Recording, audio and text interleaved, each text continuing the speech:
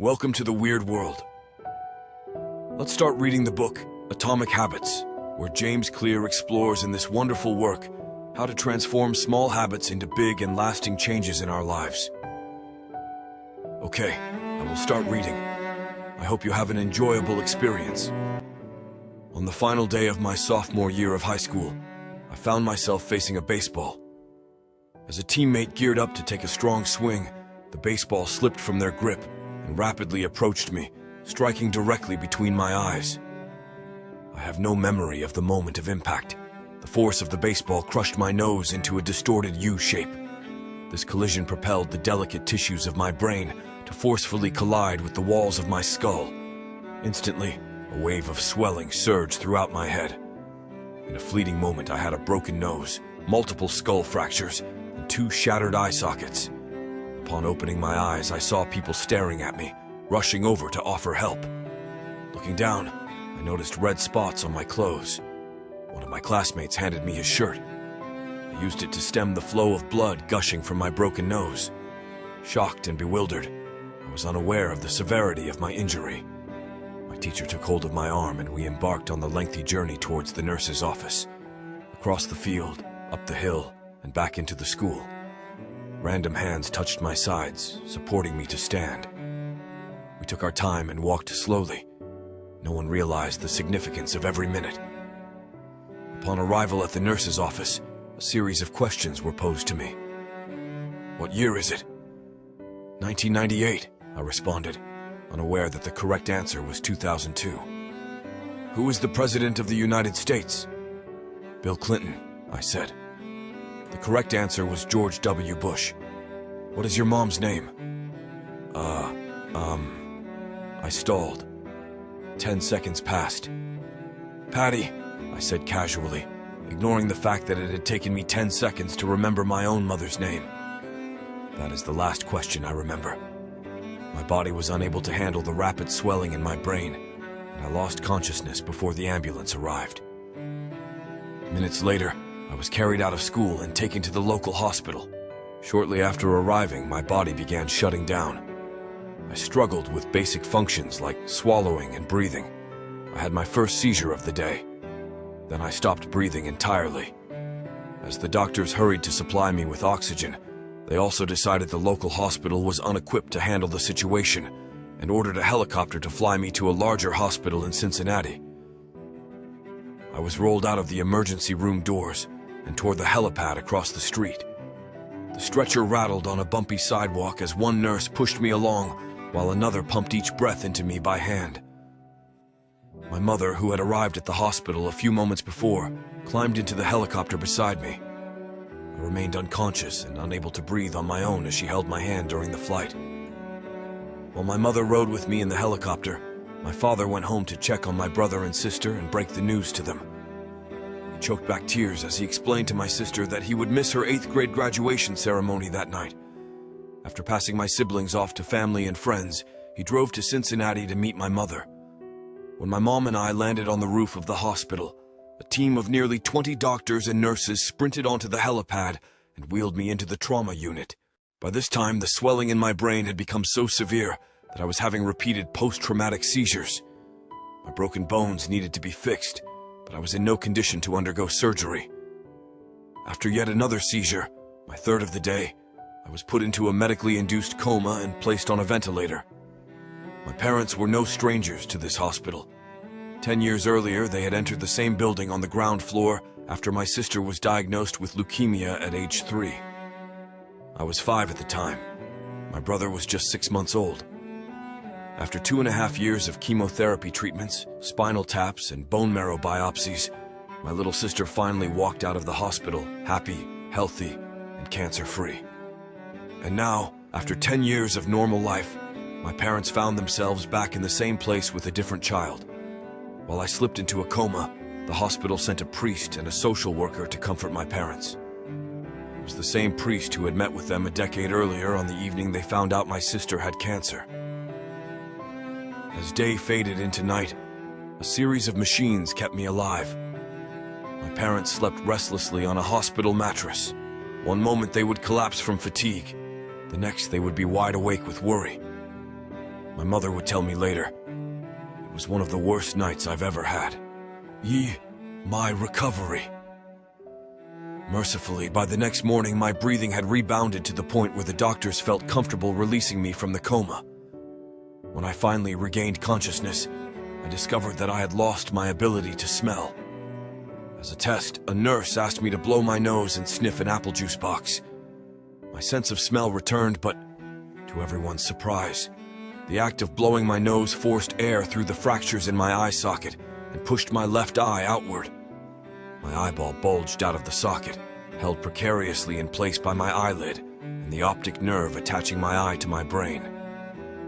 The ophthalmologist said my eye would gradually slide back into place as the air seeped out, but it was hard to tell how long this would take. I was scheduled for surgery 1 week later, which would allow me some additional time to heal.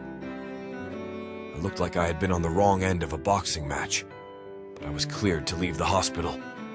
I returned home with a broken nose, half a dozen facial fractures, and a bulging left eye. The following months were hard. It felt like everything in my life was on pause. I had double vision for weeks. I literally couldn't see straight. It took more than a month, but my eyeball did eventually return to its normal location. Between the seizures and my vision problems, it was 8 months before I could drive a car again. At physical therapy, I practiced basic motor patterns like walking in a straight line. I was determined not to let my injury get me down, but there were more than a few moments when I felt depressed and overwhelmed. I became painfully aware of how far I had to go when I returned to the baseball field 1 year later. Baseball had always been a major part of my life. My dad had played minor league baseball for the St. Louis Cardinals, and I had a dream of playing professionally too. After months of rehabilitation, what I wanted more than anything was to get back on the field. But my return to baseball was not smooth. When the season rolled around, I was the only junior to be cut from the varsity baseball team. I was sent down to play with the sophomores on junior varsity. I had been playing since age 4, and for someone who had spent so much time and effort on the sport, getting cut was humiliating. I vividly remember the day it happened. I sat in my car and cried as I flipped through the radio, desperately searching for a song that would make me feel better. After a year of self-doubt, I managed to make the varsity team as a senior, but I rarely made it on the field. In total, I played 11 innings of high school varsity baseball, barely more than a single game. Despite my lackluster high school career, I still believed I could become a great player, and I knew that if things were going to improve, I was the one responsible for making it happen. The turning point came 2 years after my injury, when I began college at Denison University. It was a new beginning, and it was the place where I would discover the surprising power of small habits for the first time. How I learned about habits. Attending Denison was one of the best decisions of my life. I earned a spot on the baseball team, and although I was at the bottom of the roster as a freshman, I was thrilled. Despite the chaos of my high school years, I had managed to become a college athlete. I wasn't going to be starting on the baseball team anytime soon, so I focused on getting my life in order. While my peers stayed up late and played video games, I built good sleep habits and went to bed early each night. In the messy world of a college dorm, I made a point to keep my room neat and tidy. These improvements were minor, but they gave me a sense of control over my life. I started to feel confident again, and this growing belief in myself rippled into the classroom as I improved my study habits and managed to earn straight A's during my first year. A habit is a routine or behavior that is performed regularly, and in many cases, automatically.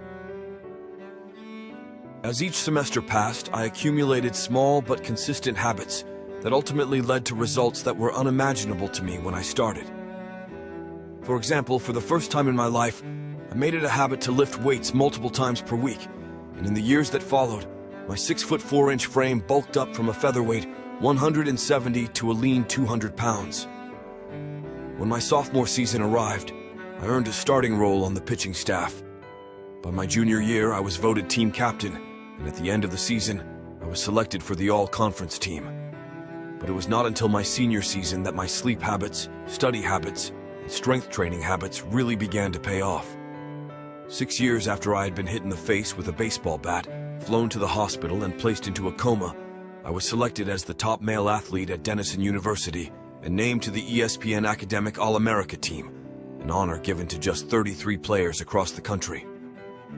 By the time I graduated, I was listed in the school record books in 8 different categories.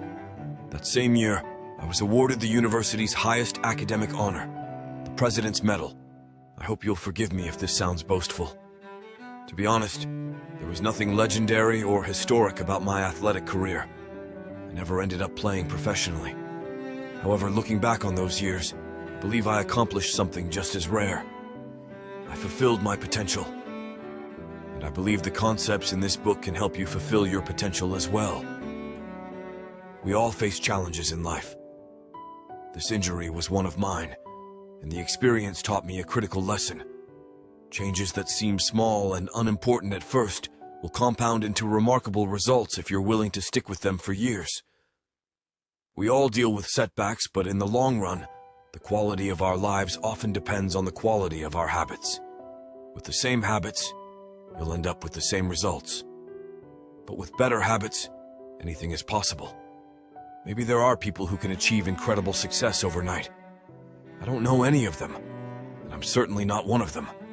There wasn't one defining moment on my journey from medically induced coma to academic All-American.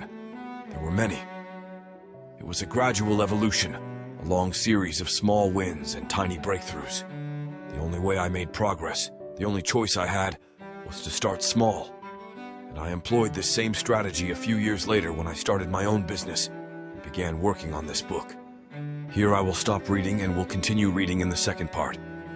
If you like the video, don't forget to like and subscribe to the channel so I can continue this series of videos. See you soon.